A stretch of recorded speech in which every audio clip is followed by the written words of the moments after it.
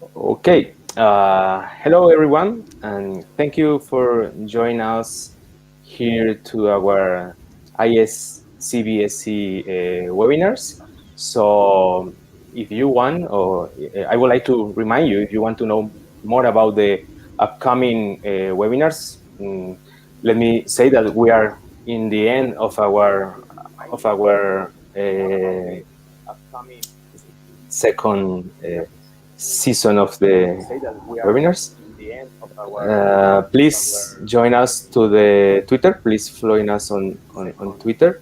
So today we have a great talk by Martin Femenias from Argentina, and his talk is a new pipeline to explore retrotransposons without reference. Sorry, because I have a little interference here, so now it's okay. So sorry. As I said, today we have Martin with his talk, a new pipeline to explore retrotransposons without reference genome. He's a PhD student in the IP. Oh, sorry. Well, okay. Let's go ahead, Martin, and please introduce yourself and your institute. Thank you. Thank you very much, Sid. Hello, everyone. So, anticipate, my name is Martin Femenias. I am PhD student at the National Council for Scientific and Technical Research in Puerto Madryn, Patagonia, Argentina. And I'm going to introduce a new pipeline to explore retrotransposons when the genome is not available and we only have RNA-seq data. So, what are transposons? The transposons or transposable elements, or just TE, are small fragments of the genome that have the ability to move from one place to another place, from a DNA donor to DNA target. So this is why they are also known as jumping genes. Some of these jumping elements first have to be copied to an RNA template in a process called transcription. And then the RNA is copied back to DNA in a process known as reverse transcription. So the transposons that use the RNA intermediate are known as retrotransposons because they use the reverse transcription before integrating back into the genome. So this classification of transposons, we have DNA transposons and RNA transposons. The RNA transposons, or class 1 or retrotransposons, use the RNA intermediate and therefore are present in the RNA-seq samples. So these elements are the ones that we are going to explore here. The transposons are very important in eukaryotic genomes, and they are the major components of the eukaryotic genomes and can play an important role in these host genomes. They can change the expression of the gene by interacting with some control regions. For example, a promoter or enhancer. They can also reduce the expression of some genes by altering the chromatin accessibility, and the host cell can respond to the activity of transposons by activating multiple cells pathways. And many evolutionary novelties arose from the arms race between the host and transposons. For example, many promoters are remnants of the old transposons that were silenced in the past.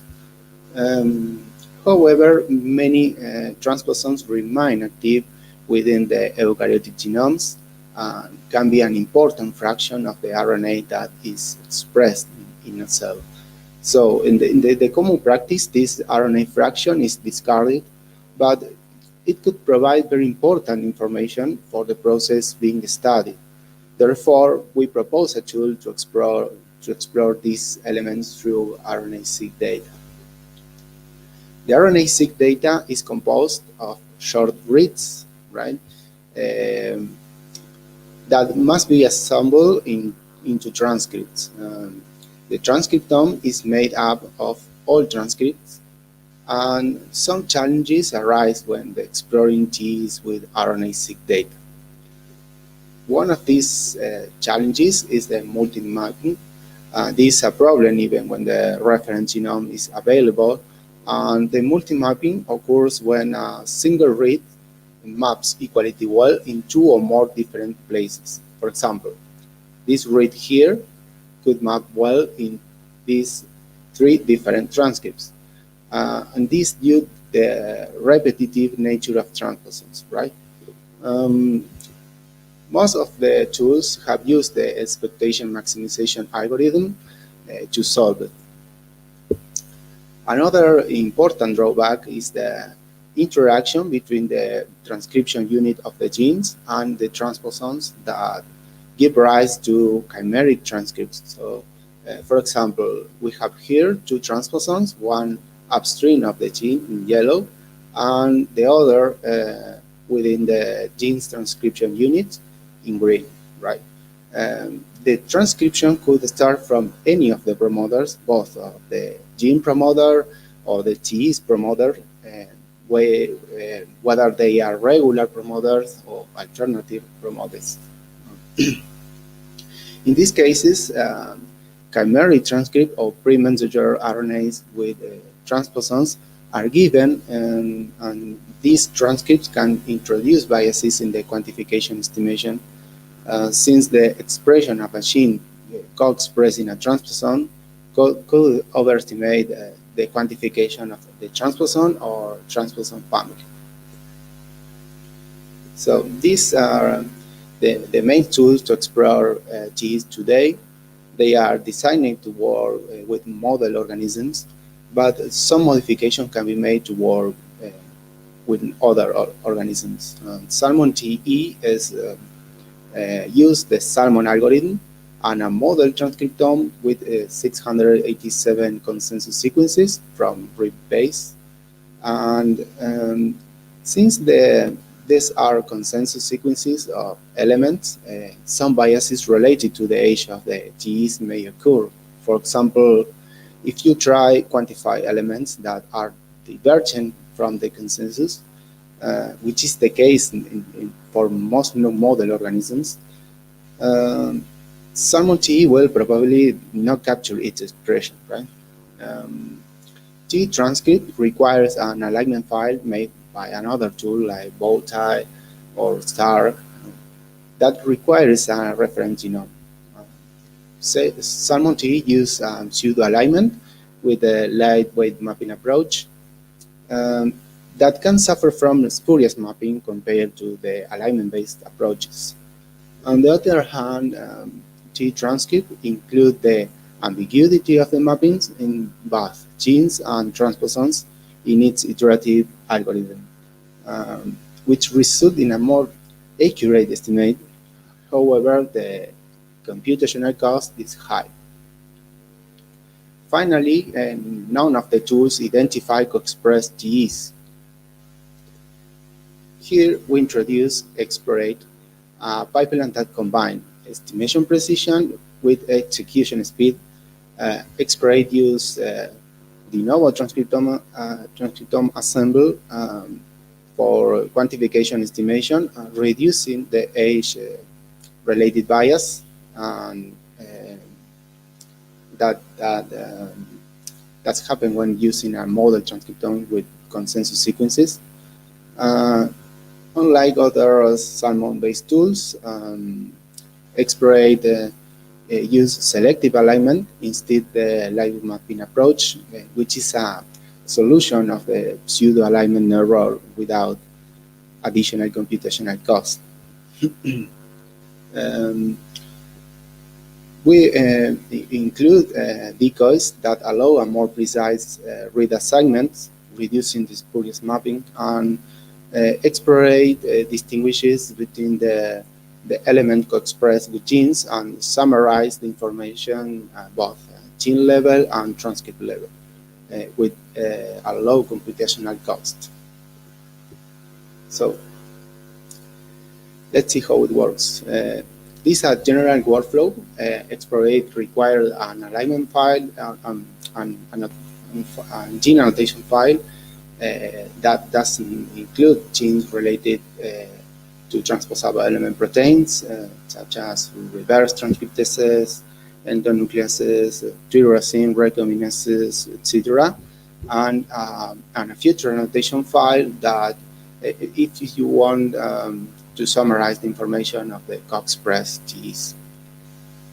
The future annotation file can be made with transdecoder, and the gene annotation file can be made with BLAST or BLAST and Hammer or another annotation tool.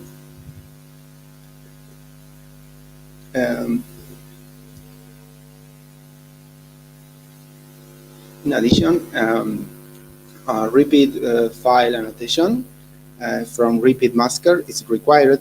It is recommended to use both homology-based annotation and de novo annotation that reduce the age-related bias of the TEs in downstream analysis. So all these files are imported into R, where they are processed with a function from the exploit package. The exploit package that we are developing here allows refining the TEs annotation file, excluding the elements co-expressed with genes, and resolving overlapping repeats, and identify those transcripts that can be considered transposons, and create a specific file for quantification with Salmon using selective alignment and decoys, and import the estimate to be used on downstream analysis. But see the pipeline step by step. The first step is to filter the repeats that are co-transcribed with genes, and then the overlapping repeats that the repeat masker cannot resolve are resolved. And for this, exploit offers 3 criteria to redefine the limits of each repeat based on higher score, longer length, or lower divergence. And the transcript without overlapping repeats can be further refined before being included in the reference as TEs coding transcript or true TEs. For this, you can use the Wicker's rule, modify it at the user's discretion. The Wicker rules takes into account the identity with respect to the library of the origin, and the length, the repeat with respect to the length of the transcript, and the minimum length of the repeats to be considered a transposon. The references are then created for subsequent use in quantification with Salmon, and this includes a decoy file that is the transcript not identified as TEs coding, and a FASTA file formatted for Salmon indexing, and a reference of the TEs transcript that will be used to import the estimate later. And once the references are created, Salmon is run with a specific criteria, and we get the estimates.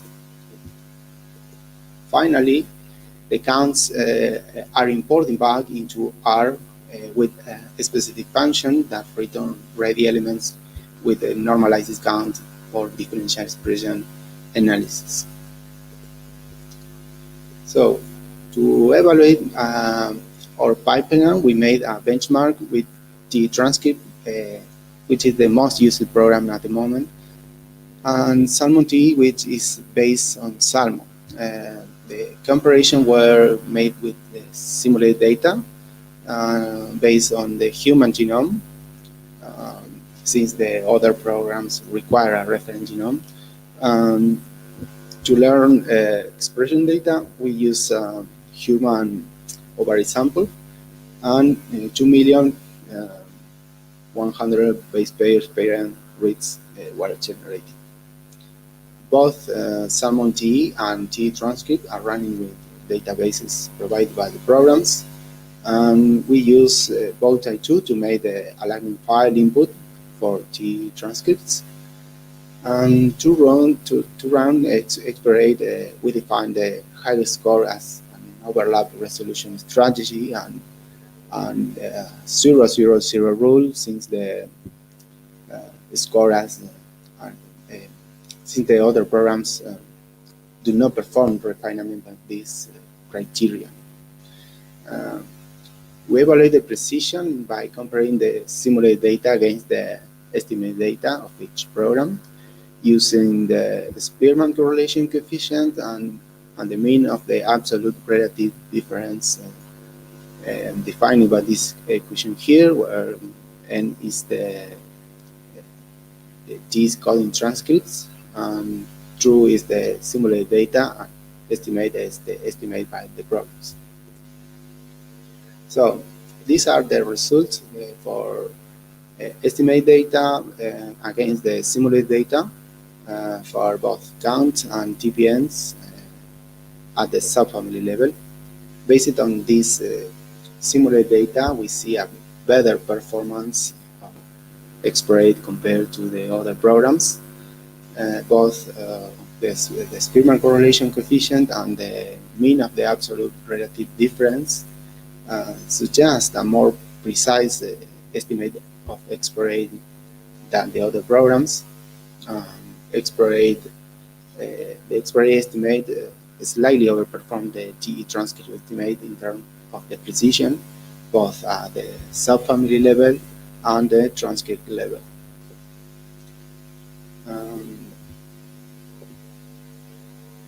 In addition, unlike other tools, Exploit identify 9005 gene coding transcripts with repeats in UTR regions and introns. These repeats were mainly found in the 3' UTR and introns, with the sign, line, and LTR families being the most abundant, respectively.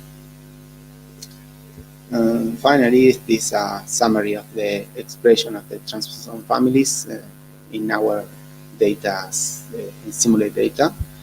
The sign elements were the most expressed, mainly the MIR and ALU families, and in second planes, line with the L2 and L1. In conclusion, our pipeline present here allows us to identify TEs that are not co-transcribed with genes and accurately quantify them, overperforming other tools with a low computational cost, and also reduce the TEs related bias, age-related bias of TEs. And it is the only pipeline with these characteristics that is fully designed to work with non-model organisms. So thank you very much for your attention. Okay, thank you, Martin, for your nice talk. Can you hear me? Yeah. Okay, cool. So, okay, let's wait for questions from attendees. Let's wait a couple, 3 seconds, because we have a delay between the YouTube broadcast and the live in StreamYard. But in the meantime, I have a question. Have you? It is possible to identify retrovirus with this pipeline? I mean, because retrovirus is a kind of retrotransposons that integrate into the host genome. Yes, it's possible to identify endogenous retrovirus, but I recommend it to use Repeat Modeler 2 that use a specific method to this kind of the transposons. Okay, I was wondering when you map your reads with the, I mean, what kind of genes are you going to identify in the retrotransposons. For example, integrase, transposases, or any of these genes you are going to identify with your tool?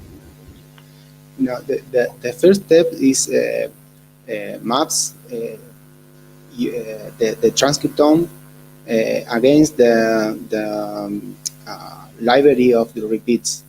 Okay. So in this library of the repeats, you have many repeats of the different families of transposons.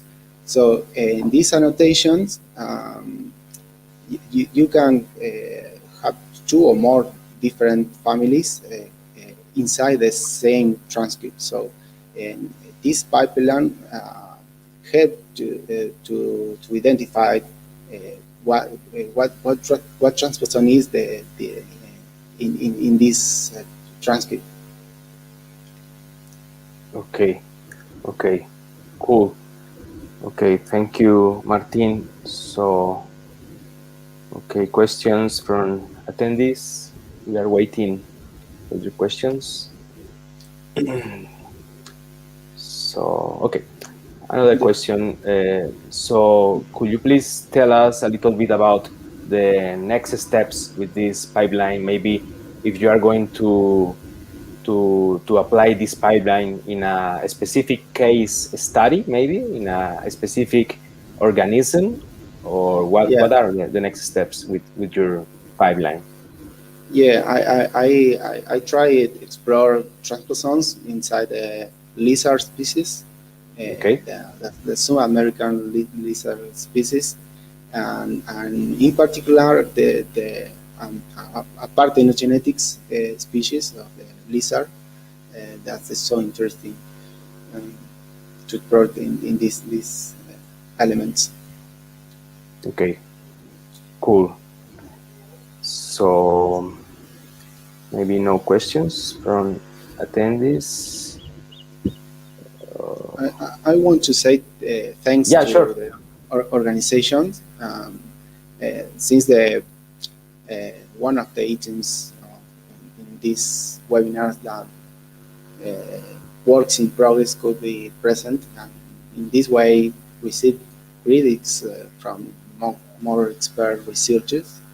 And I'm not an expert on TEs, but I have a lot of the TEs on my RNA data that I want to take advantage of it. So, and that is now possible thanks to the encouragement that I received from these webinars. So thank you very much, because your work go beyond the science communications.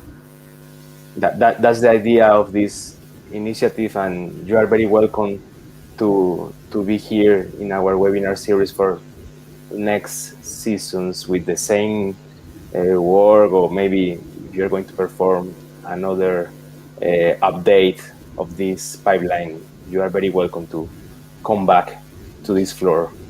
So thanks a lot, Martin, for being part of this webinar series, and thank you, and bye.